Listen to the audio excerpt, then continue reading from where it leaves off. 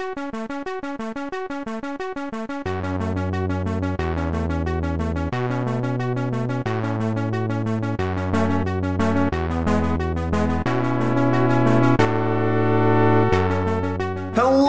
this is Comics Covered for the week of November 29th, 2017, episode 3, the one where I, Jack, the unenlightened, take over and rule with an iron fist. But hopefully this iron fist does better than the other one on Netflix.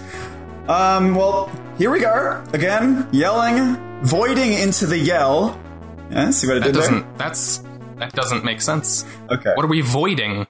We're voiding into the yell. It's the inverse. It's like the sort of negative version of Earth, if you will. In any case, I don't think that's how verbs work. Whatever. Whether any versions of you are on any alternate Earths or listening or not, here on Comics Covered, we talk about comic books and the world around them. Which world, though? The comics industry, comic movies, TV, games, any spoilers involved, we're going to warn about. Hopefully. Another warning for anybody out there, we use the English language to its fullest extent, in case anyone wasn't sure. I'm Jack. I'm fairly new to comics, and I'm here with my co-host and comic book Sherpa, Doug. Mm-hmm. Yep, I am Doug. That is true. That's correct. I'm probably the closest thing to a comics veteran we've got. And you're going to tell me who someone is. Or no, I'm going to guess who someone is. The character this week, this is apparently a tradition now, is Starro the Conqueror. Are you sure that's not... How do you spell Starro? Is it 1 R, 2 R's? It's 2 R's. So do you roll the R? Starro the Conqueror, you know? Starro the Conquistador. Conquistador. Okay, cool. So does that go into the backstory at all, the rolled R? It does not, actually. I don't believe it's supposed to be a rolled R. I could be entirely mistaken, but I'm pretty sure it's not. Okay, in any case, I'm going to guess... Okay, are we still going big two here, Marvel, DC, or are you venturing out? This week it is. Well, I'll maybe let you know if we expand that at some point. Okay, because I won't have any idea to guess like a random... I guess Image isn't random. I know who these people are. Image and Dark Horse, I learned. Mm-hmm. Well, there's a lot of publishers, but those are like the bigger third-party ones. Okay, and Dark Horse is basically just Hellboy, right? That's their biggest property, but... Like, they have a lot of other stuff. Okay. Well, Starro the Conqueror is Marvel. Actually, it is DC. Darn it. I was thinking, like, Marvel has a lot of... I guess DC has a lot of cosmic stuff, too, but, like, it just sounded like that Marvel sort of... I don't know. Cosmic thingy. Mm-hmm. Who knows? Okay, Starro the Conqueror comes... Okay. I think Starro the Conqueror is probably a pretty powerful villain who usually... he is a cosmic being born from a dying red dwarf who has the powers of he can heat people up, like, and boil their skin and vaporize them and stuff like that. Oh, maybe he has like some sort of incredibly specific on the nuclear sort of like not gamma radiation. This isn't Marvel. This is what kind of radiation is DC in usually? Anything? No? I don't know. Atomic radiation of some kind. Okay, some sort of atomic radiation thing. Okay, how close am I? This is a giant alien starfish. He is a starfish? Yeah, he's a giant alien starfish. Here, I'll copy you a... Like from the ocean. He's not an actual starfish. He just looks like a starfish. He's an alien. Why does he look like a starfish?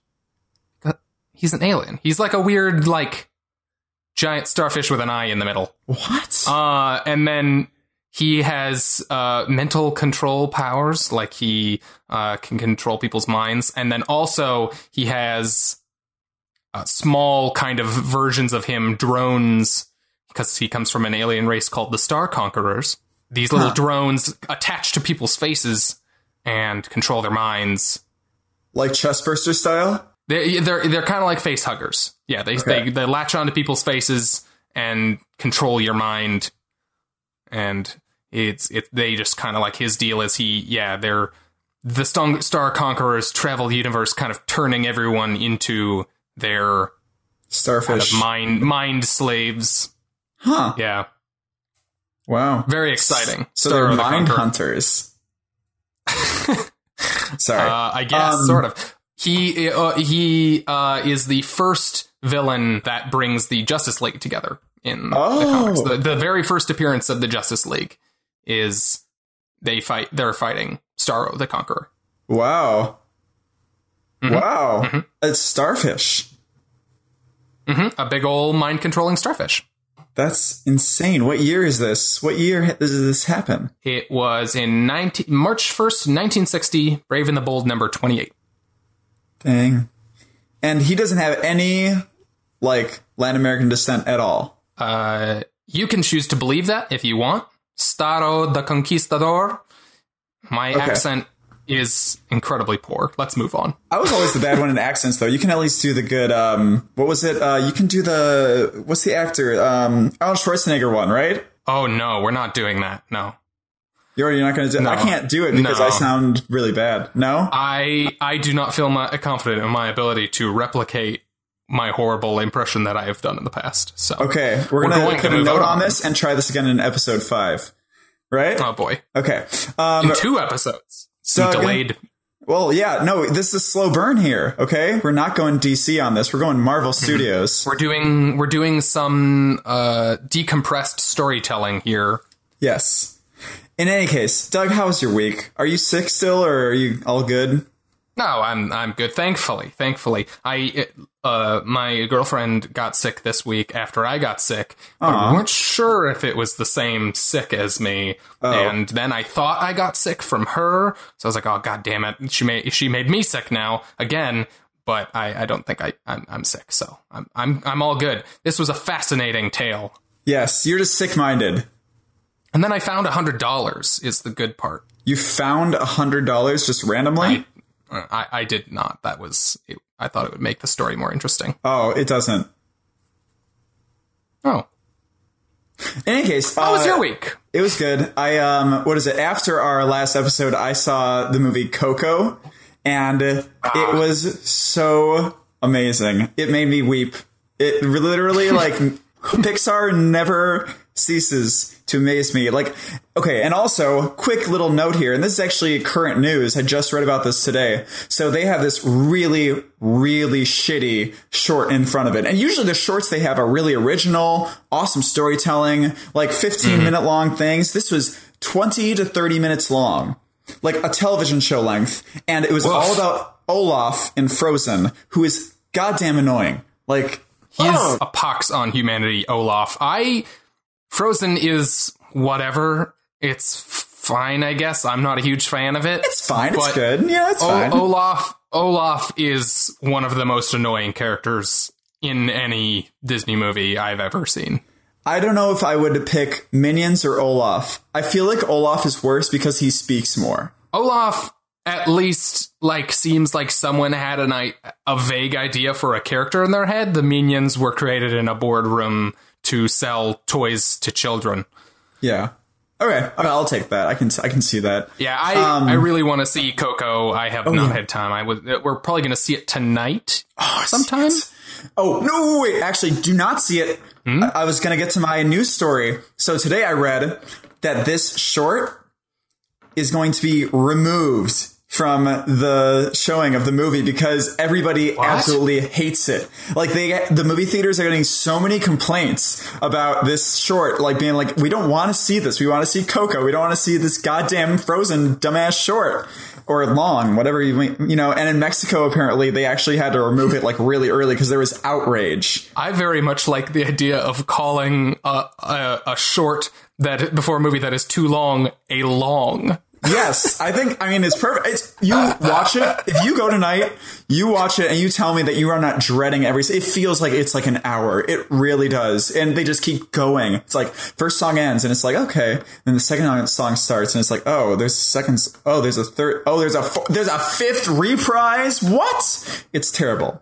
It's terrible. Did you see the long they had before the movie? It was horrible. I'm going to make it fetch, you know? Jack, let's talk about comics. Okay, let's talk about comics. What do we have? This was the special 5th week, right? Yeah, so 5th week, which I explained to you last week. For anyone who didn't listen and doesn't know what that means, basically means that Most months have 4 Wednesdays. Occasionally, depending on the timing of those Wednesdays, there are 5 Wednesdays. And usually that just means that comic book companies use that as just kind of a little bit of a break so that they can catch up, and they put any stuff that gets delayed for any reason there. So it's usually a pretty light week. So we had a pretty light stack this week. Yeah. Jack, what did we have that we both read this week? Because I picked up, Moon Knight, which is great, and the Bat Manual. A little bit of a portmanteau there. The Batman Annual number 2. Bat Manual number 2. Bat Manual. Which conjures pictures in my head of Batman doing a sick manual on his skateboard. Ooh, I like that. That should be like part of Tony Hawk Pro Skater, X. Yeah, the Tony Hawk manual meter comes up next to him, and Batman's doing like a manual nose slide to ollie 5,000. What did you get? I know Doug? skating. I also got those books, and then I had Kill or Be Killed number. I didn't write the number down. Kill or Be Killed number 14, and Black Magic number 9. Yeah, I wrote number question mark on both of those. But okay, cool. Yeah, so spoiler warning, our shared books, we're going to talk a little bit more specifics. The trademark spoiler sound. TM, the trademark comic covered spoiler sound. I might sample that and put it on our soundboard for future episodes. Spoiler warning. Oh yeah, spoilers. So that's okay. Can we talk about Moon Knight first? Because I love this. This is so great. I'm excited that you're really responding to it. Well, this specifically, I think the first one was a great way to introduce everything. Then this is introducing us to the actual character of Mark Spector and everyone. And which I think is your first real experience to Moon Knight. Basically, yeah. Real quickly, just I want to try from now on to give a little bit more of an actual kind of summary of the character and the kind of premise of the book, in case anybody doesn't know who these are. A little bit more new listener friendly. Can I try? Yeah, you can give kind of based on what you've read in these 2 issues, kind of your take as a newcomer. What this character in this book is this crazy ass dude, but theoretically he might not be that crazy at first. So he was like bleeding out under this statue of Khonshu, the moon god. I guess this was in Egypt or something? Maybe not. Yeah, they were in Egypt. He was a mercenary, I believe. Like a PMC kind of. So he was shot and bleeding out under this thing, and from the god's perspective, he was asking for his life and begging and being weak and everything. And so the god went into his body basically and went into his mind and further confused his dissociative identity disorder, which for any layman out there is split personality disorder. Mm-hmm. He has 3 human personalities. And then the Khonshu god, I guess. So he has Mark Spector, who is like a regular dude, I guess, kind of. That is the man who, he was born as Mark Spector, and that is the dominant personality. Yes. And then we have Dan Stevens. Was that it? I'm trying to find the actual name. It's Daniel something. No, it's Steven. No, Stephen Grant. Oh, I got Stephen. And then is that the entrepreneur? Right, you did. That is the businessman. Yes. Okay. And I have not met the other guy, actually, not even in this issue. They briefly say... No, he's...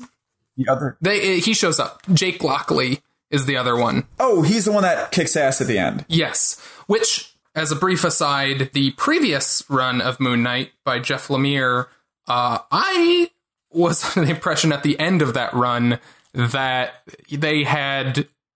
kind of killed off Jake. I don't know if this is the right word for this, but cured him of his multiple personalities. They had somehow come to some sort of peace where it seemed like it was just going to be Mark Spector from now on. Was my understanding of the end of the last run, but I guess maybe that's not it. maybe they just achieved some sort of harmony because they're back here. Yeah. He's got multiple personalities again, which confused me a little bit, but it wasn't poorly done, so I guess I can roll with it. Well, I really like how it's done because specifically based on what kind of disorder it is, a lot of people write this disorder in media like they're randomly going in and out of them all the time, and it's like, oh, I'm this person. No, you're talking to this person now. And granted, that's a little bit how Doom Patrol does it, but it's okay because it's absolutely ridiculous in any other sense. It doesn't need to be realistic. But this, trying to be realistic, is doing pretty well. He kind of employs these different personalities in situations that they would make sense in. So when he's going to work during the day, it's Dan because that's how he deals with going to work every day. Steven. Sorry. His name is Steven. Give me a break, okay?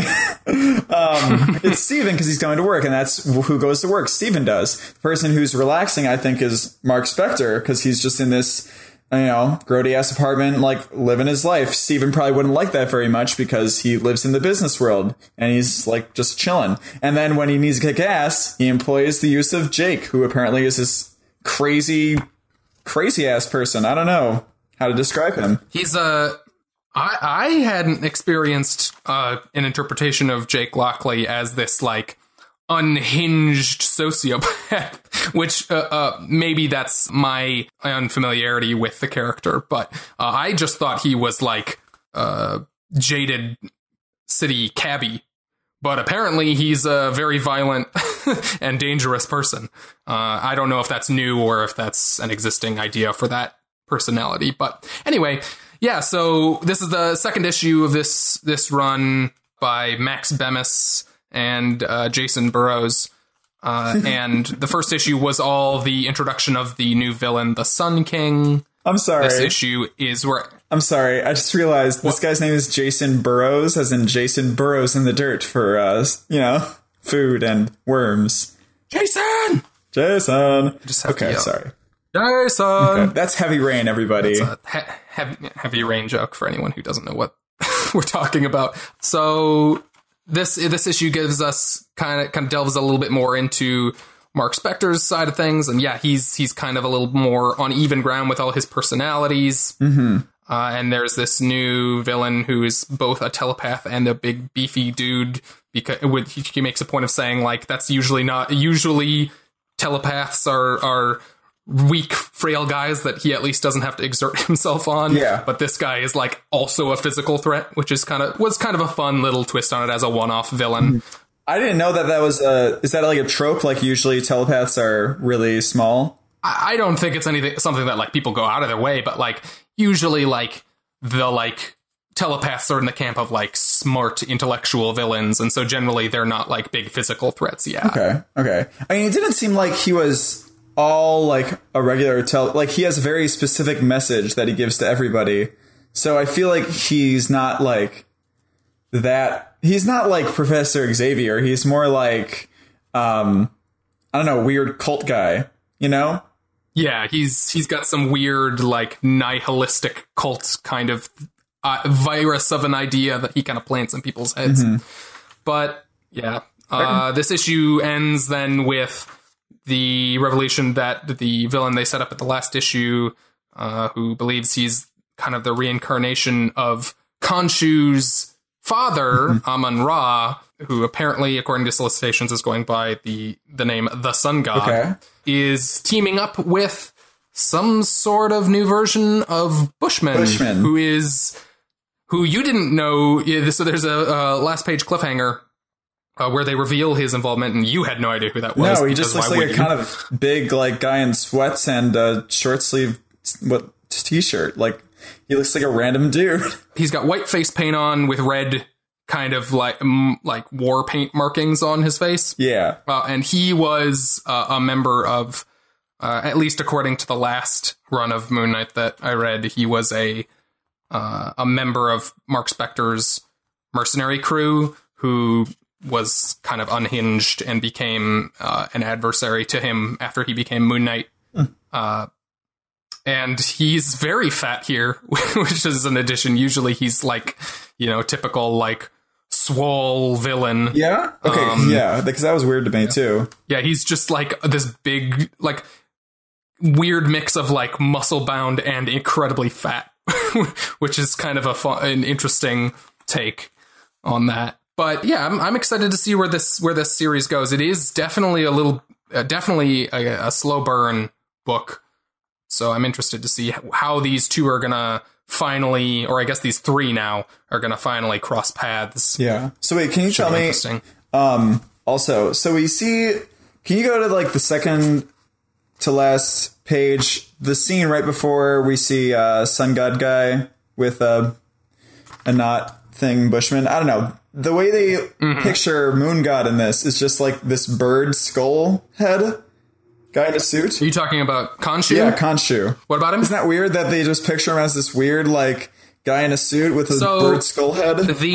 So Khonshu is a god that sometimes takes the form of a bird, and in Warren Ellis's run of Moon Knight, which was 2 or 3 runs before this, he kind of reinvented Moon Knight as this guy who just wore a white suit, a white full facial mask, and just ran around in alleys punching people, and it was awesome. Oh. But he wore a white full piece suit like that, or full whatever you call it, a full all white suit. But then Khonshu looked kind of like that in that he wore a full white suit and had a white bird skull. And they would like sit across from each other in his apartment and talk to each other. Okay, interesting. And it was really great. And he's kind of wearing his part of his white suit when he comes into his gross apartment building in the beginning of that particular scene where Khonshu shows up. Okay. Or I guess, I don't know if Khonshu shows up multiple times, but I see that. The other little seed that they put in here was that Jake apparently did stuff that, I see the suit now.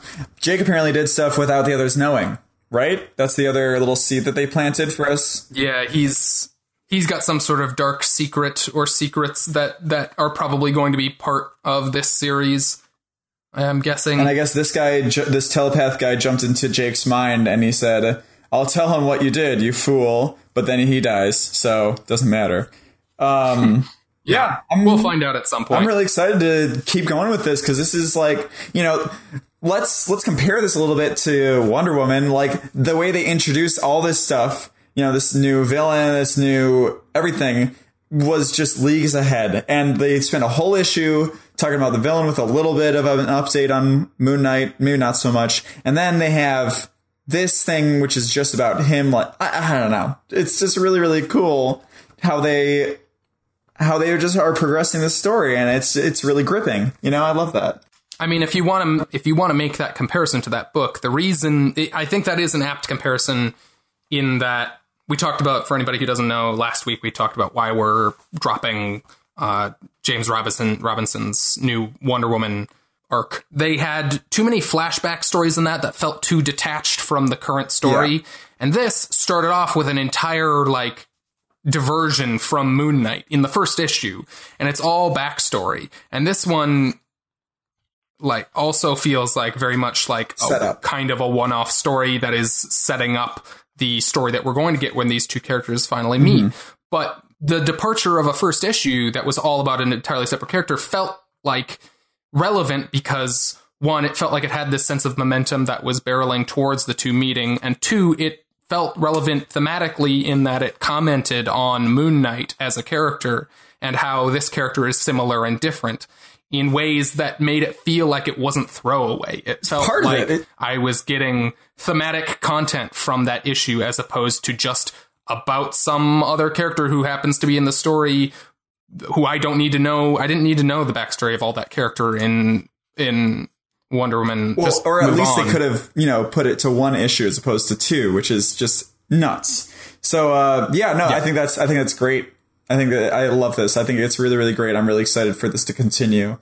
We also read, as we said, Batman Annual number 2. And I've not read this series at all. So I haven't read Batman since getting through all of Scott Snyder's Zero Year and all that stuff going into Super Heavy and Bloom and all that stuff. So this is my first Batman thing. And granted, it's not like, normal Batman. This is a very interesting, different issue. right? Yeah, so this is Tom King with Lee Weeks on art, and this is an annual from Tom King's regular series of Batman, in which, spoilers for that series, Batman and Catwoman are currently engaged. And so this issue is a flashback issue in which we are getting an early tale of Batman and Catwoman dealing with each other in their early days. Well, and then the later tale of them dealing with their mortality. Yeah, which was kind of the big twist, that they jump forward in time to them being together in their old age. Well, they did, which was a bold move on Tom King's part. Yeah. Well, I mean, they did name it. They absolutely named it Date Night's End Last Rites. So, I mean, it was kind of, you kind of knew they were going to go somewhere, right? Yeah, I mean, I didn't know that it was going to be a continuation of this story that claims that they're going to be together basically until death to them part. Batman dies in the end of this issue. Like, they leave a little bit of ambiguity as to whether or not they're still married. Yes, they do. There's a particular line where she says, Helena, I am your father's wife, right? In which seems to imply that, like, it's vague enough that it could go either way on this interpretation, but it either means, like, she is his wife and is just correcting herself, or she's, like, in honor of him, like, considering herself his wife at the end, even though they're not technically married anymore. Yeah. So I do appreciate that he didn't just, like, put this in stone that, like, don't, like, they're going to be married forever. My story point is like forever a part of the character, like, in case someone wants to undo it someday. But yeah, I have been reading Tom King's Batman up until this point, and I absolutely loved this issue. I'm very curious what your take on this as an outsider was. It seems to me to be pretty new reader friendly, just because it's so one-off. It's really new reader friendly. Also, I've never read any of these, how they met and everything like that. So it's kind of new for me, and they introduced it in such a way that, you can just kind of catch on. But it's, I was ready to not like this so much, even after my first reactions of it. It's like, because I was talking about, when we were first talking about them, spoiler, being engaged. Well, we're in the spoiler section, sorry. Them being engaged. So, sometimes it feels wrong to, like, have them being all lovey-dovey and stuff. It just feels weird. Like, when I was reading Hush, I loved Hush, but it just feels somewhat off when they do it. But they make it, like, when you go through their entire relationship, and they just, I don't know, the way it progresses makes it feel right. And it makes it feel like they're the only two people that'll ever understand each other. And I know this is getting all, but it's cute. It's really, really well done. And it's just so, like, I don't know, it makes it feel like it's so wrong, but it's so right. I know that sounds, but it's, I don't know. Do you know what I'm saying? I get what you're saying. This issue, more than any previous, like, Tom King has been kind of espousing kind of his thoughts on why he thinks, in the regular Batman series, why he thinks that Batman and Catwoman are the perfect match for each other. But this issue, more than any previous issue, really kind of laid out exactly why, to them, it would feel like they are the only characters who truly understand each other, and why that gives them a really special bond. And I found that kind of exploration of these two characters and their connection to be really, really interesting and powerful, and I really appreciate it. And also, I tweeted at Tom King, but he never responded. But Batman has the shorts on. He has the black shorts on in this issue, and and this is important. Wait, what? I have no idea. Why is no one talking black about shorts? He has the black undies on. He has black undies. Where are you talking about? He has the black shorts. In the whole issue. He just has black shorts on, like when he's in his cape and stuff? Oh. Yeah, he has the black undies. Oh, wow. I didn't... Which haven't been part of continuity for a long time. And granted, this is a flashback issue to early Batman. He's in a different costume. But even in flashback stuff since New 52, he hasn't had the shorts. Okay.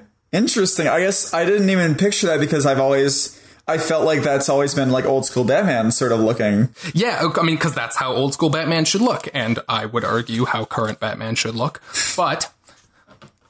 anyways, wow. Kind of an aside, but that made me happy to see them because it... What? It's an underneath because he has undies on. They're not undies. I said undies so you would understand, but they're... So I'd understand. Okay, let's move on. But no, this is great. I think it was great. It made me a little bit less weird about the idea about them being engaged and everything, I think, because it just lays it out in such a clear way exactly why it shouldn't happen and also why that's the reason why it's the only thing that could happen. Yeah. This is definitely a really, if you're reading Tom King's Batman series, or if you're not, but if you are reading his Batman run, don't skip this annual because it really adds some really good context to why Tom King is having them go forward with this engagement and why it's important to their characters from his point of view. I say that this was really strong. This was one of Tom King's strongest issues of Batman. Oh yeah. His Batman tends to be stronger when he writes one-off things like this. Huh. The issues of his normal Batman run that have been one-off stories have been the strongest issues of his run, and I think this is among those. That's interesting. Okay. Yeah. Well, what do we have what's coming out next week on the first week, not the fifth week, right? Yeah, so this coming Wednesday, we've got the new issue of Captain America, the new run by Mark Waid and Chris Samney. Wait, is that the one that he went to the same town 30 years later? That was a long time ago. Did that get delayed? No, that was this last month. That was beginning of this last month. Nah. I don't think we talked about it on the podcast, so I guess it wasn't in November, unless it was early November. Anyway. Okay. But yeah, Captain America number 696 is coming out next week, at least according to my release list. Doctor Strange number 382. We talked about the first issue of that new run a couple weeks ago, and that's great. Then also, and this one's optional for you, but I will be picking it up, the DC Universe Holiday Special number 1, Christmas special. Of the holiday specials they do, the Christmas ones are the good ones. I talked about how that Halloween one was awful. What's the best thing ever, right? Yeah. God. But the Christmas ones are almost always just very fun. It's going to be a bunch of short little stories about Batman and Superman and all those characters doing Christmassy things. And it's if you're in the mood for something uplifting and Christmassy in December, those are usually a pretty good bet. They're fun. They're very fun. Okay. Should we get into some news then? We have some interesting stuff going over at Marvel here. So what is this? What is this whole CB Sapolsky thing, Doug? Okay. So last week or this week sometime, Axel Alonso, Marvel's editor-in-chief, stepped down, and CB Sapolsky signed on as the new editor-in-chief. And we don't want to get too deep into this subject, but the basics of it are, it came to light in this past week that at some point earlier in his career, it was in the mid-2000s, CB Sapolsky had been writing under a Japanese pen name, Akira Yoshida, on a number of Marvel series, while at the same time... a lot, 3, 4, right? Yeah, it was Wolverine, Soul Taker, Elektra, The Hand, a number of other books, something about Kitty Pryde, Shadow and Flame, a bunch of X-Men related books, but specifically books that apparently dealt with a lot of Japanese and Asian cultural influences, and it's quite a bit of a controversy. It seems like he did it to circumvent a policy about editors also writing books. But the fact that he was writing books that dealt with Asian culture makes it a bit controversial that he was basically masquerading as an Asian writer. Yeah, so he could be like, this is the cultural influence I have, you know, so they're not. Yeah. It's a little scummy. The super bizarre thing about it is that all these different writers and people at Marvel claimed to have like met him and talked to him and stuff. And then it turned out that they had like met his Japanese translator and thought it was him, and people were covering for him and stuff. And he had this whole elaborate backstory about his growing up in Japan and his background and stuff. It's one of the most bizarre things ever. And only time will tell if something comes of this. And we don't really want to get too much into like commentary on it because it's super weird and kind of ongoing. Yeah. And we'll update if anything kind of comes of it. But weird. Just bizarre and strange and potentially problematic for him as the new editor. So Marvel's editor. That's the thing that happened. Marvel's editor-in-chief role is going to be like the Defense Against the Dark Arts in Harry Potter universe. Everyone's going to have this random problem. Yeah, they're all going to. Have you ever heard the phrase milkshake duck? What? Milkshake duck. So a milkshake duck is an internet term. Let's see. It's here's the original thing. The whole internet loves milkshake duck. A lovely duck that drinks milkshakes. Asterisk. 5 seconds later, we regret to inform you the duck is racist. Okay. So it's like, this is great. It's an internet. This is awesome, but like it's an internet term for like something that kind of blows up on the internet, and then 5 seconds later, everyone finds out something super problematic and weird about them. Okay. That's a really random and specific term. I love it though. It's very fun calling people milkshake ducks. I like it. I've literally never heard that. I use the internet a decent amount. I can't believe. Wow. Like, I go on Reddit all the time. I feel like I would have seen that somewhere, right? Maybe it's not a thing there. Mm-hmm. Mm-hmm. You're not as in the know as I am. I guess so. Anyway, I think we'll move on from that. We'll update if something happens. But very briefly, DC got rid of the Rebirth banner on all their books. And they've come out with a new initiative called DC Universe, which will be on the covers of all their books. I just wanted to bring it up because I think, as a graphic arts professional, that's my day job. It's really slick and really nice looking in a way that their brand kind of hasn't been in a super long time. The Rebirth thing just takes up a lot of it. You know, it just looks so like.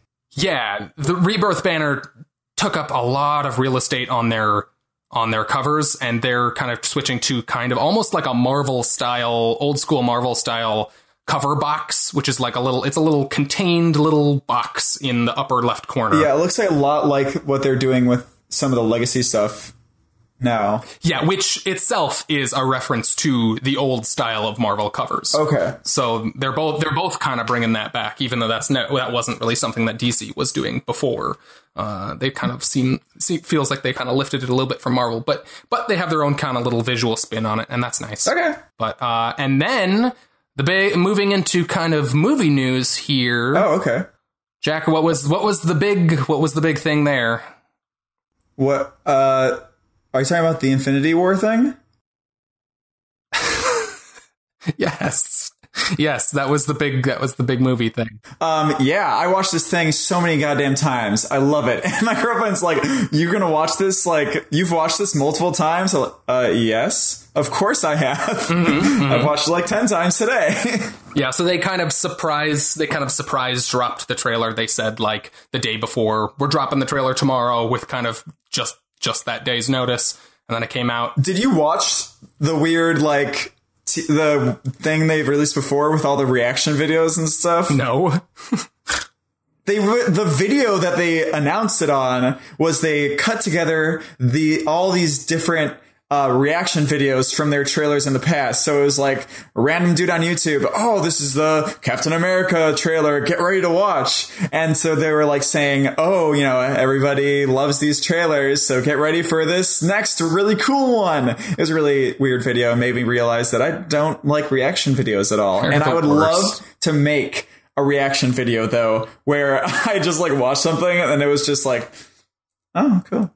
I'm sure there are plenty of those unironically on the internet of people just stone-faced watching trailers and then going, yeah, that was pretty cool.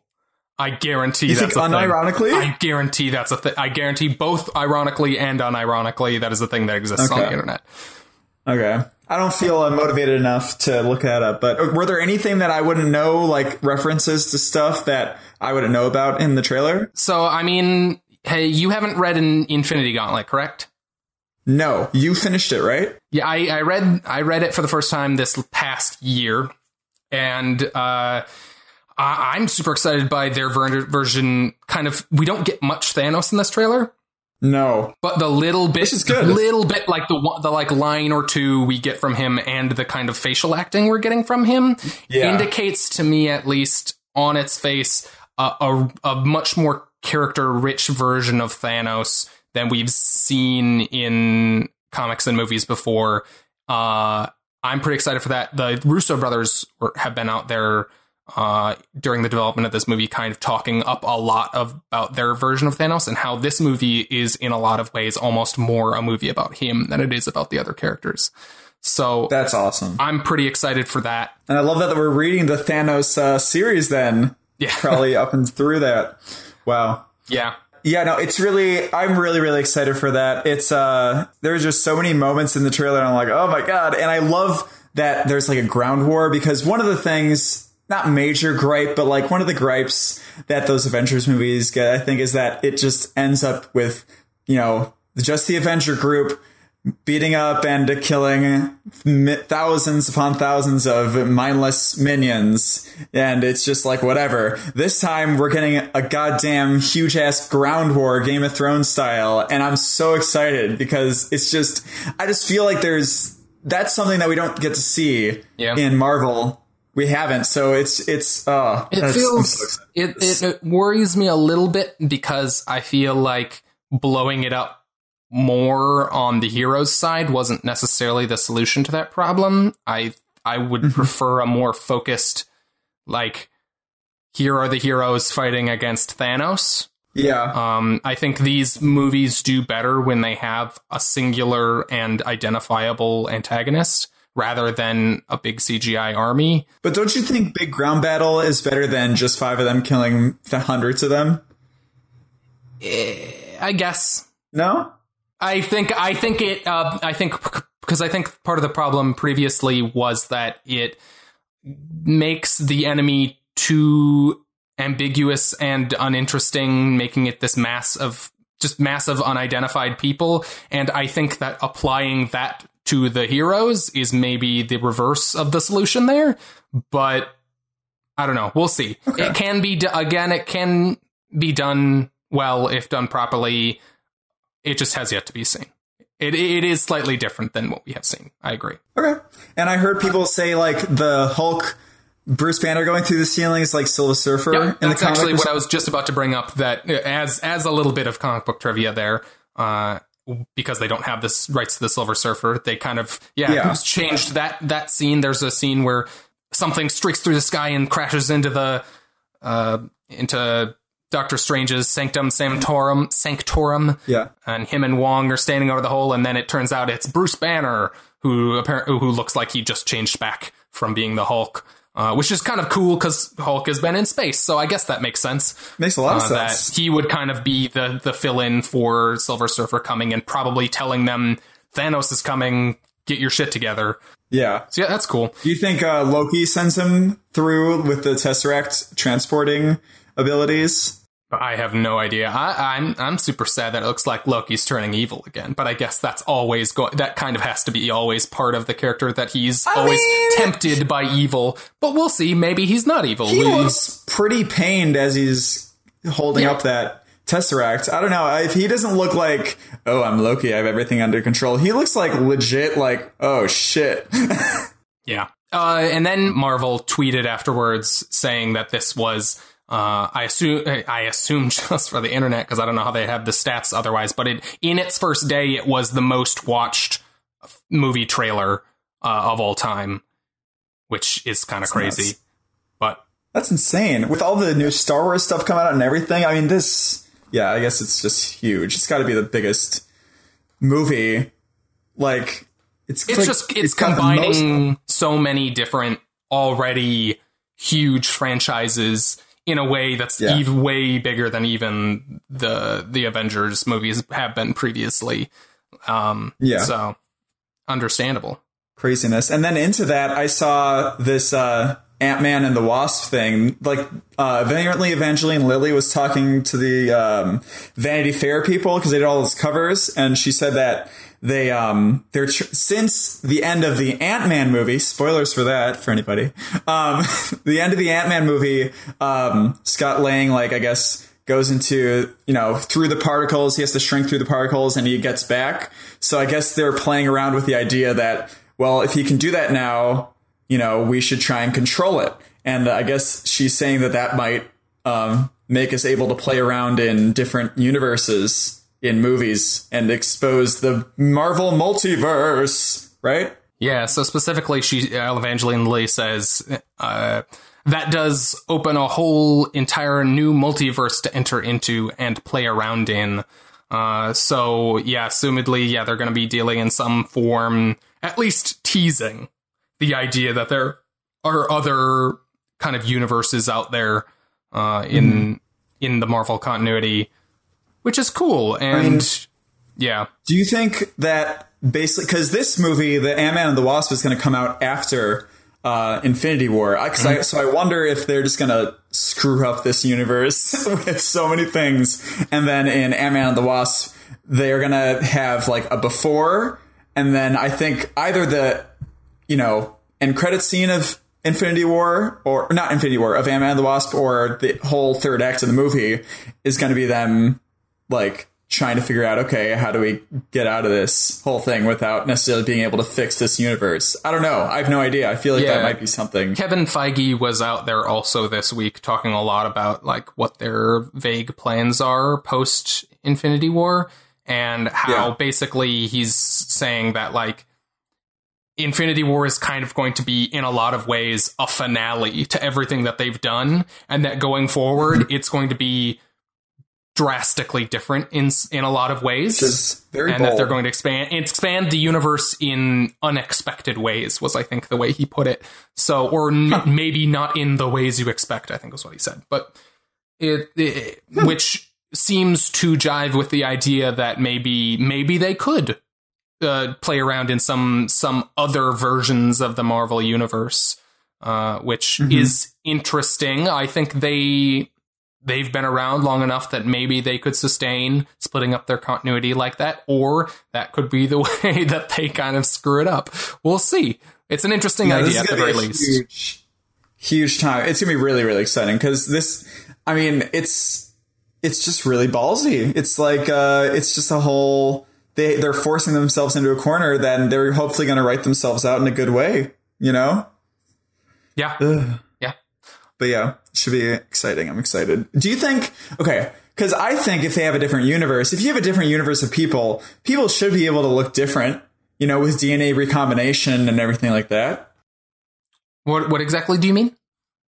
So when your parents had you, spoilers for anybody, your parents had sex, their DNA got mixed up in a specific way to make you who you are, what you look like, some of your aspects of your personality, though a lot of that is in your environment. So if we have a different universe and your parents are still getting married and everything like that, which, chances are, if there are infinite universes, it did happen in some places. So they got married and you look different, or your parents even look different. Or they're different people and somehow you're the same person because that's a thing that happens in comics. Are you serious? Yeah. It's silly sci-fi alternate universe stuff. Or a different person is Iron Man or whatever. Or Yeah. Lots of weird, different, silly stuff. Infinite universes, Jack. Anything is possible. I guess so. In any case, this allows them to, those pesky old actor contracts, but still in the future, who knows? Even if Steve Rogers, if Chris Evans leaves or Robert DJ leaves or whatever, in the future, if they want to negotiate a little cameo or something and they want to do that sort of multiversal thing, it's still open for them easily. So it's really cool that they're able to introduce this, that they have such a grounding in it. And they're able to do this now. So, yeah. In any case. Yeah, couple things. One, did you just refer to Robert Downey Jr. as Robert DJ? I said RDJ. Okay. RDJ. Is that worse or better? I like Robert DJ. Robert DJ. Robert DJ. DJ Robo. Robert DJ hey, in actually, the house. He's Iron Man. DJ Robo would be good. DJ Robo. Here comes DJ Robo swooping in from the sky to save the day. DJ Robo, thank you for pulling me from the burning fire. I love you, DJ Robo. Uh-huh. That was your record scratch sound?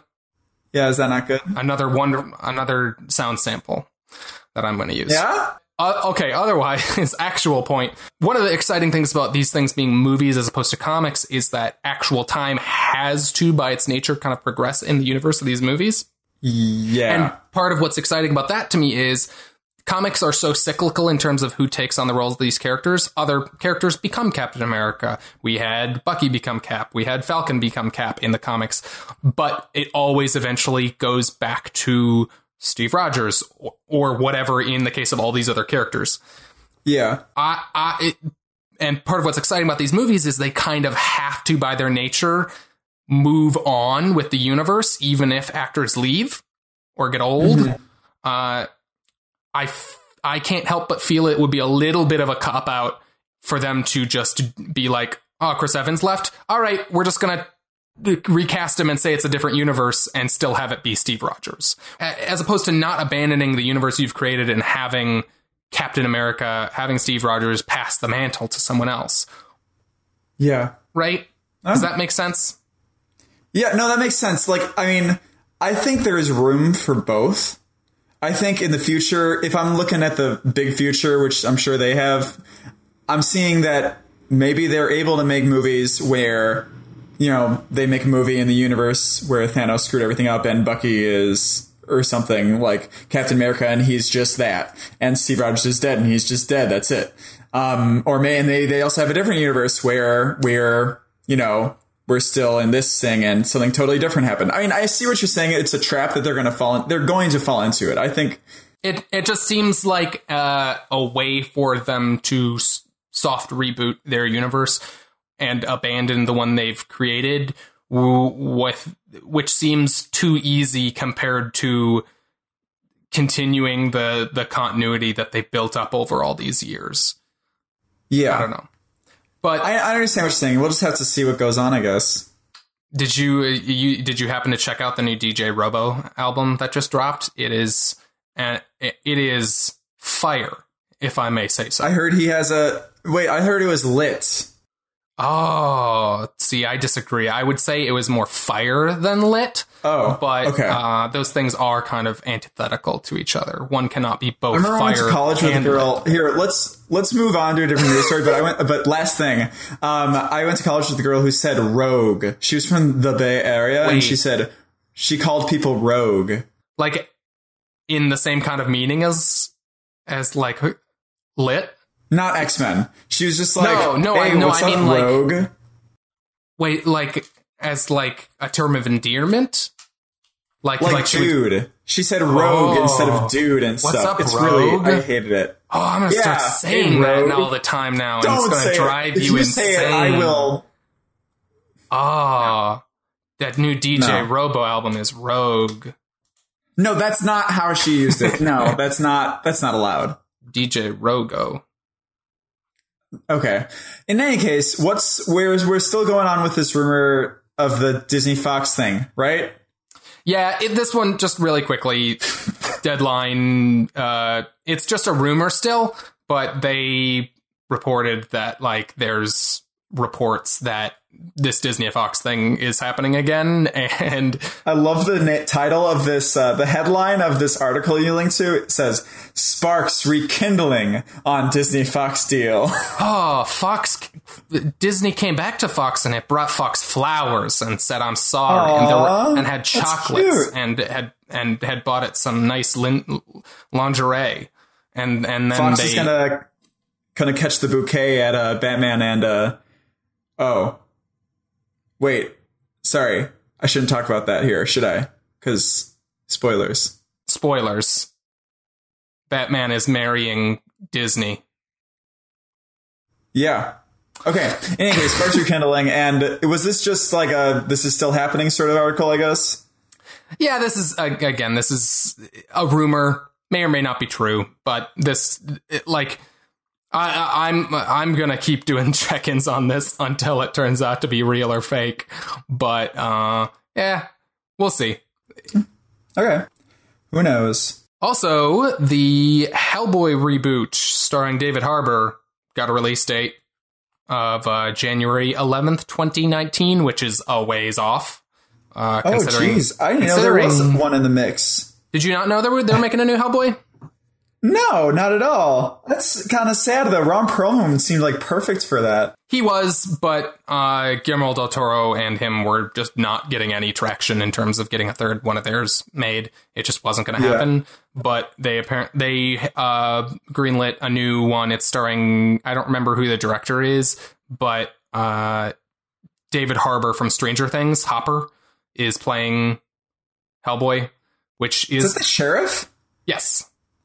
Which seems like good casting to me. Although in some ways he kind of feels like Ron Perlman light, which is kind of interesting. But he's a good actor, so I'm sure he can pull it off. Or we'll see. But anyways, he's I like him as an actor.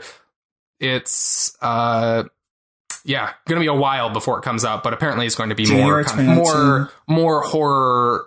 More gothic horror influenced, like the source material is, which is interesting. I'm interested to see. Yeah, I'm interested to see someone do a more horror influenced take on Hellboy, which is interesting.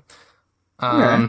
Yeah, January 11th, 2019 is really not as far away as you think. That's only a year and a month away. I guess. Yeah, it's almost 2018, so it's only just over a month away. Or sorry, just over a year. 13 months away. So just over a year away, yeah. That's pretty good. That's not too far away. And that's sad though, because I thought the second Hellboy was really, really great. Honestly, I love both those movies. Those movies are great. I would have loved to see a third one. Would you like the first or second one better? I like them for different reasons. They're very different. Yeah, they're very different movies. The second one is very fun. I think the first one is a better kind of adaptation of the character and universe, and it's a bit more focused, but there's some really great character and fantasy stuff in that second one that's very fun. Yeah. Well, hey, I guess they do have a sort of follow-up. They have Shape of Water coming out about the water character in that movie, right? A secret stealth Abe Sapien fish romance movie coming out next month. Not actually about Abe Sapien. More kind of about Creature from the Black Lagoon, almost kind of an analog of that. Yeah, very excited for that movie. Yeah, I'll definitely see that when it comes out. I definitely will. It's getting really good early reviews.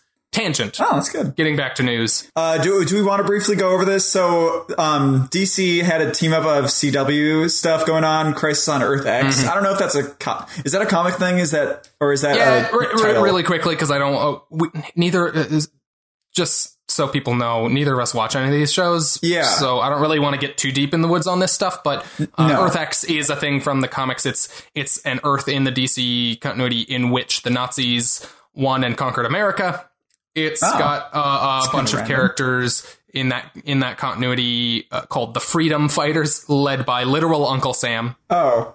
And starring characters such as the Human Bomb, the Phantom Lady, and the Ray. Who are fun. It's a fun, alternate Earth thing. It's got Overman and Overgirl, I guess, because they don't have Superman in those shows. Nazi versions of Superman and apparently Supergirl. But Interesting. Okay. Well, the one thing about this that's interesting is that usually Supergirl. So this is my insider perspective, everybody. Jack's Insider Hour. Da da da. Are you gonna do that one too? Put it out, sample it out. No. Mm-hmm. Yep. Sample all of these, make them into a remix. In any case, Supergirl usually pulls on prime television like a 0.5 rating, which. If you don't understand ratings, I'm not going to spend time talking about it, but 0.5 is worse than something above 0.5, like a 1. So they usually do a 0.5 for an hour-long program. This 2-hour-long special held basically a 2.0 for the entire 2 hours, which is nuts. So it's actually probably more impressive than Justice League did on opening weekend. So it's just really interesting that maybe even smaller scale is better for DC. In any case, that's all I'll say about that. But I did also see this thing today, this Teen Titans. Is this a show or a movie that's coming out? This is a show that is going to be on DC's new digital network, which is what is the name of their new streaming service? I don't recall, but anyway, they're making a Teen Titans live action TV series. In their universe, extended universe? No. And not as far as they've announced. It's just going to be a show about the Teen Titans.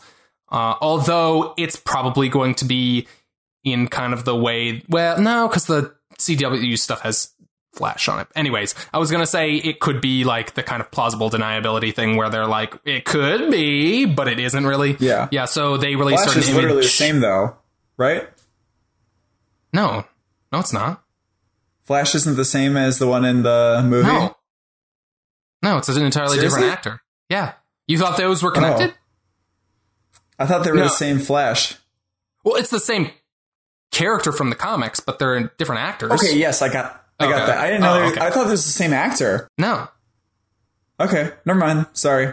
No, they're entirely different versions of the Flash. Yeah. Like they're both Barry Allen, but they're played by different actors whose names I'm blanking on. Okay. But yeah, they released an image of Robin from this new Teen Titans show, played by Brenton Thwaites. They released who the cast was a while back, but it's we'll see. I'm going to at least watch the first episode. It could be horrible. I'm generally not a huge fan of the stuff they do with DC in live action television, but.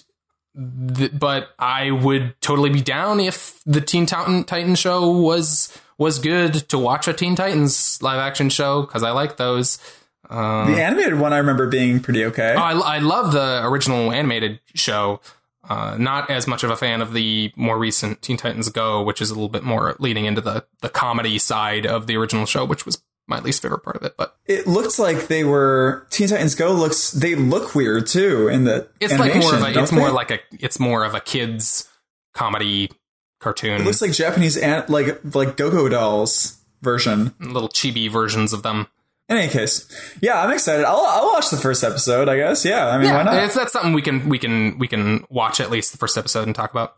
Also in TV news, Umbrella Academy, which is a comic series at Dark Horse by Gerard Way. Oh. And blanking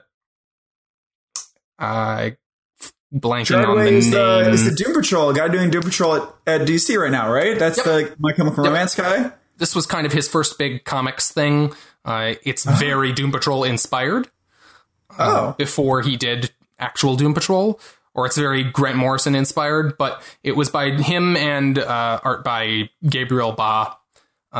But it's really great. Gabriel what? Gabriel Ba, B-A. Just like, I feel like, sorry. I just pictured a sheep. Go ahead. It's about a team of former child superheroes who have fallen out of touch like over the years, and they're brought back together by the death of their father, their adoptive father, who was kind of their leader as a team, and they're like solving their father's murder. Basically, it's super great. Is it whodunit kind of thing? Yeah, kind of. A little bit. Okay, cool. But it's more kind of dealing with the fallout of it more than it is like a mystery about who killed him. But Okay. it's a really great superhero character piece, and it's a really good example of Gerard Way's writing and why he was the perfect fit for this new Doom Patrol series that he's writing currently. But they're making a Netflix show out of it, which should be fascinating. They announced a while back that Ellen Page is playing Vanya, which is one of the main characters, but that they just announced this week who the rest of the cast is, and I don't really feel like going through the whole list, but it's exciting to see that show is getting a little bit more traction, that seems like it's actually going to end up being a thing, which is very exciting to me because I really like that book. Cool, and it has nothing to do with Resident Evil. Nothing to do with the Umbrella Corp. It is the Umbrella Academy. Mm-hmm. Okay, just wanted to make sure. Okay, in any case, what is this? I haven't watched Legion at all, but apparently someone quit or something like that. Yeah, so I need to watch it. Saeed Tagmawi, I'm probably butchering his name. He was in Wonder Woman as the... I haven't seen it, so I have no reference. I need to watch that movie too. I really do. I don't remember what his character's name was in Wonder Woman, but he was in Wonder Woman anyways. He was in the middle of filming Legion's second season as the villain, the Shadow King. And he apparently has left and tweeted about it, saying finally, I'm not going to be in Legion, but a big surprise coming soon is what he said. So he's apparently quit to do some other project, but I don't think they had finished filming, which is kind of weird. Granted, the Shadow King is in the show kind of a consciousness that jumps from body to body, so maybe they can salvage that and just recast him, but maybe they'll just refilm his bits. I'm not sure if they were intending that to be his long-term form, but Legion's really good. You should watch it at some point. I'm just curious to see what they do to fix that, since it doesn't sound like they were done filming with him. But anyway, just a kind of a check-in on that show. Okay, that's just one season, right? Yeah, there's only one season of it. I don't think it's a particularly long season. I think it's it's less than 15 episodes. I don't remember exactly how many, but it's really great. You should watch it at some point. Okay. No, I will for sure. But we did a show that I did watch one episode of was Punisher. So I finished that. Yep. You said you were halfway through, right? I'm about 6 episodes in. I meant to get all the way through for this week, but I only made it about halfway. But I figured we'd at least give kind of our preliminary thoughts on it, since we've been saying we've been putting off talking about it already. Yes. So no, definitely. Let me talk about. So I watched the one episode, and it's very different stylistically starting off, which I think is good. I don't know. They haven't, as of the end of this first episode, they don't really set up anything long-term. They set up characters and everything, but they don't set up any sort of long-term issue, I guess. It doesn't look like, but they have this sort of, it's very gritty, very violent, not very violent. It's very violent. It's got a drive sort of sense to it in the first episode, though. It doesn't happen all the time, but when it happens, it's holy shit. It's very startlingly gory when it gets gory. Yeah. Really? Yeah. Okay, so I want to hear more about what you experienced, because you were kind of on the fence when you were not finishing the first episode yet. So, yeah, it took me a couple settings to get through that first episode. The first episode is the weakest episode of that show. Oh, wow. It gets considerably better past that, and gets better as it goes. I'm still not in love with it, but there is enough good stuff in it that I will finish the show, and I do think it has good content in it. It has a lot of problematic approaches to some of its characters, I would say. Part of what I really liked about their approach to Punisher in Daredevil is that they had that kind of dichotomy of Frank versus Matt that's the Punisher versus Daredevil, in kind of examining each of their relationships to violence and how they comment on each other, and set up the Punisher as this character that, rightfully so, is not a good person and is someone you should be terrified of. Like, and I feel like this show, in that it's trying to make Frank Castle into the protagonist and someone you can root for, is going out of its way to undo all of that. To endear you to him in a way that seems to undo all of the moral ambiguity. And it's just like, oh yeah, of course he'd be murdering all these people because he's so tortured and his life has been so horrible and he's such a good man. Such a good man. So basically, the best way to watch this is to not pay attention to some of the times they delve into why he's doing what he's doing. Just look at what he's doing, sort of thing. Incredibly heavy-handed in its approach to how it deals with his emotional trauma in a way that kind of simplifies it in a way that it shouldn't, in a way that rubs me the wrong way morally. But there is good tension and drama and commentary to be found later in, especially when we get to the character Micro, and those two's relationship is really the strong part of the show. And I would encourage you to at least watch so you can get to that and see how that strikes you. But those two characters and how they comment on each other is the best part of that show. And when it's at its strongest, those two are interacting. Okay. Yeah. Cool.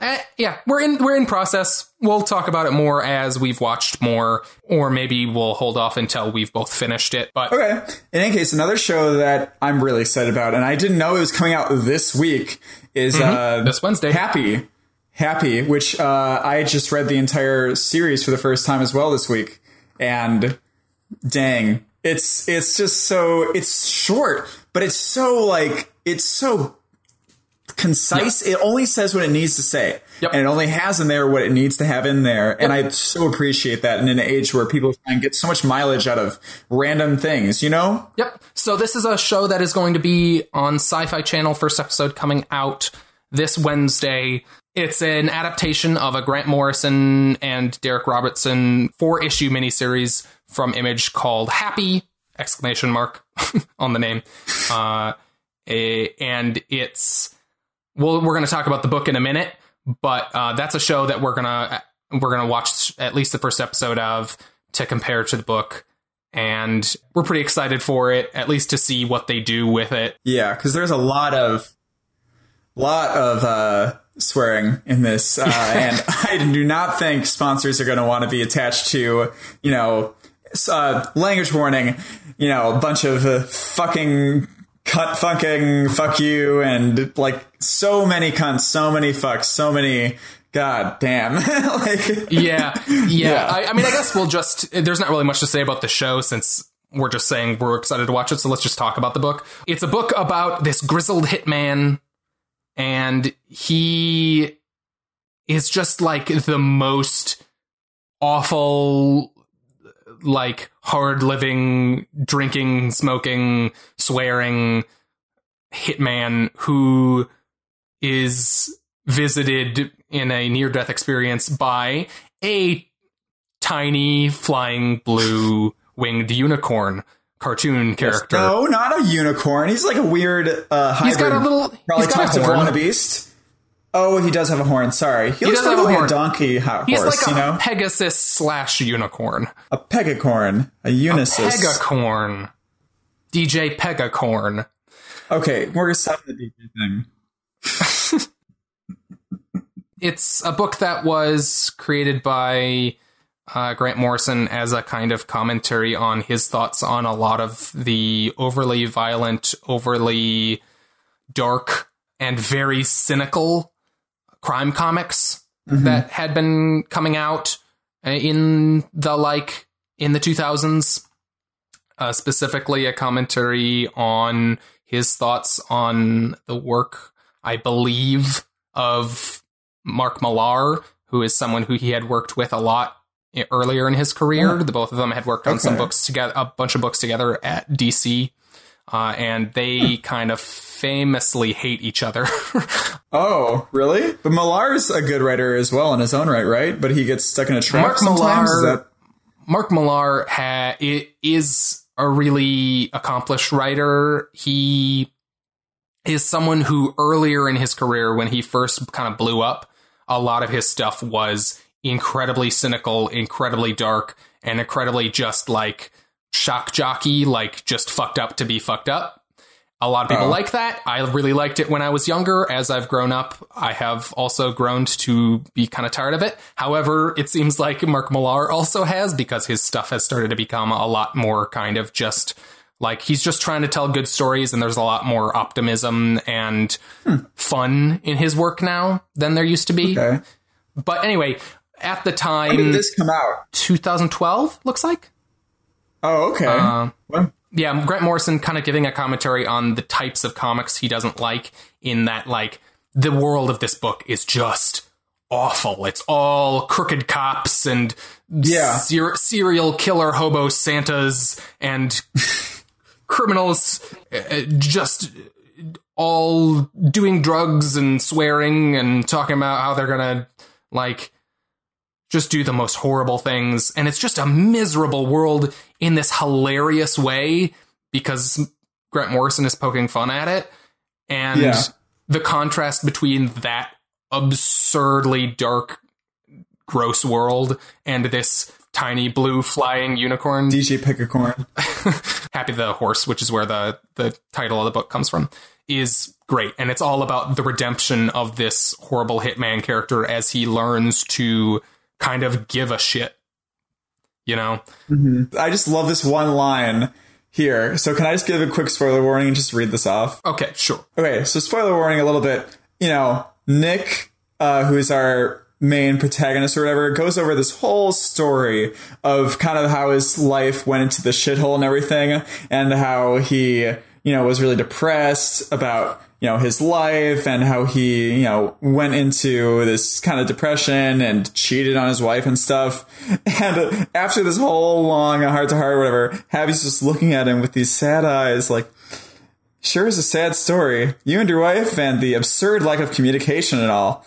In a lot of ways, you didn't really deserve what happened, but you know what I think? I just love that he's talking about, he's kind of Happy specifically, you know, reacts to this story of his and says, wow, you could have solved it with just being a little bit more communicative about your feelings. Shouldn't you? Couldn't you? Like, it's this constant, like, little, like, oh, but yeah, I guess you could have done it this way. Oh, but I mean, it's not that bad because it was kind of your fault because of this, this, and this. And Happy just always brings these things up. And it's one of the best things about this story. Yeah. I mean, he calls him Jiminy Cricket at one point, and it very much is this absurd cartoon voice of his conscience that, like, he's this horrible person who's always, like, victimizing himself in that, like, oh, the world did this to me, life did this to me, and the horse is just like, nah, dude, like, you're just shitty.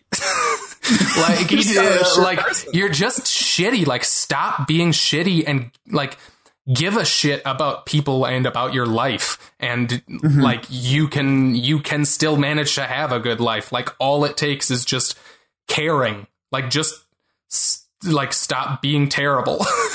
And the transformation of Nick Sachs into the character that Happy is encouraging him to be, at least at the very end, like, is really satisfying. Yeah. Because of that huge tonal shift in how he's portrayed. And it's great. It's a really fun, very small, contained miniseries, 4 issues. Again, you can read it in a day. It's a great little story from Grant Morrison. And apparently the show is, I guess, trying to build a bigger universe, is what I read, based around this. Oh, yeah, I read this. This is actually an article. They are apparently trying to build it so that it has more... They want to make more stuff out of this universe because they like the universe, I guess. Is this show not a miniseries? This show is a miniseries, but I read specifically somewhere that they're trying with the miniseries to show a bigger universe as well. They're going to focus on the story with this miniseries, obviously. But my guess is they want room, just in case it's like a huge hit for sci-fi, to like be able to work within that more. So squeeze it dry a little bit more, which is worrisome. Don't get me wrong. But I think what they're mostly talking... Well, I don't want to talk about more spoilers for the series or book or anything, but I think the thing that happens at the end with the backup, Doug... I don't know what you mean. the backup that they get at the end to deal with the situation. Oh, yes. You think they're going to flesh that out a little bit more? That thing that happens, I think that's what they're going to try and make into a bigger story. I think they're going to try and have more stories with these that sort of stuff happening. And it might be similar, and probably going to be a lot shittier because it's not originally Grant Morrison. But, who knows?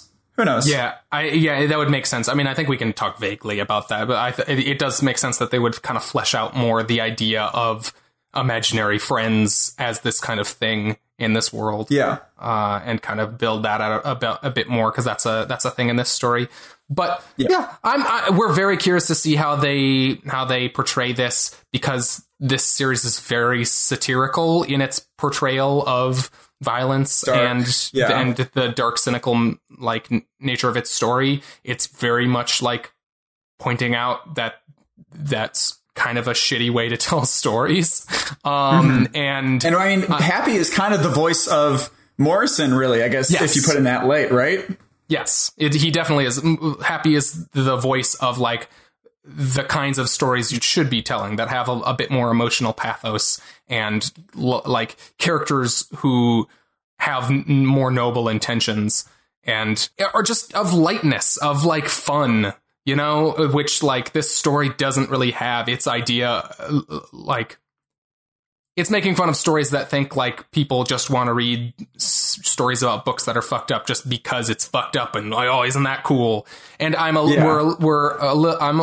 at least personally a little bit concerned, specifically from the marketing of this show, that they're not necessarily reading enough into that message, the subtext, because the marketing seems to be really leaning into the isn't this show twisted? Look how twisted this show is. They say from the twisted minds of the people who brought you Crank or whatever, and it's I hope, and the graphic novel, and we mean graphic. I really hope that they're aware of the satire there, and that the show isn't just doing the exact things that this book is making fun of. Yeah. I mean, they would Grant Morrison has to sell, or I guess it belongs to Image, so it's not Grant Morrison. Image is all creator owned, so Grant Morrison owns the rights to his story, so he's in some form signed off on this. But I don't know. I'm optimistic. Yeah, I know. I'm still excited for the show. I'm just wary, because I know that could be a potential pitfall. But anyway, really great book. Okay. Excited to watch the show. I definitely recommend the book because it's really different to read and everything. So I think that's about it, right? Next week on the next episode of Comics Covered, we're gonna try and get into because we were talking about art last week with the Comics 101 section. Comics 101 section, and we wanted to go into some specific artists, and I want to because I think having the ideas that you were telling me about with shadowing, realism versus cartoony, detail, minimalism, that's all good and great to talk about, but how do we apply that to actually what we're reading and who's utilizing what styles and everything? So next week we're going to go over what artists are out there and how they use these different styles to their benefit. Yeah, Doug, you have some ideas? Yeah? Yeah, I've definitely got some stuff to talk about. Well, so we'll follow up on that this week. We're trying to shorten up the show a little bit, so we're tinkering with the format. Hopefully, we'll have enough time to go over that next week. Yes, sirree. But in any case, so that's about it. If you are here at the finish line, thank you seriously for listening. We're new, so it's the absolute biggest thing you can do for us is to go to the iTunes. Yes, I said that. Go to the show, give us a star rating. And if you enjoyed what you heard, let someone know about us. If you want us to talk about different things or think we need a different format, you can always get us on the social medias. We're releasing weekly on Sundays. Check back next week, please. Wherever you found this one, it'll probably be in the same place. You can subscribe to the podcast feed. And just never think about it. It's pretty cool service there. Just absorb the drip feed of content without question. It works. We'll force feed it. That's all we ask of you. is just to listen to all of our content without ever questioning why, just kind of give in, please. Okay? All right already? Yeah. All right? Mind Stone, right? Yeah, we want you to put that Starro drone right on your face, that little starfish. Oh, Starro. Just put it right on your face and just let it control you. Just callback. let it control your actions and feed you our podcast. Please. Please. In the meantime, until next week, you can find us on Twitter and Facebook under the handle @ComicsCovered. If you want to subscribe. Twitter. Did I say Fwitter? You said fwit, so I just wanted to continue that. On Twitter and Tastebook.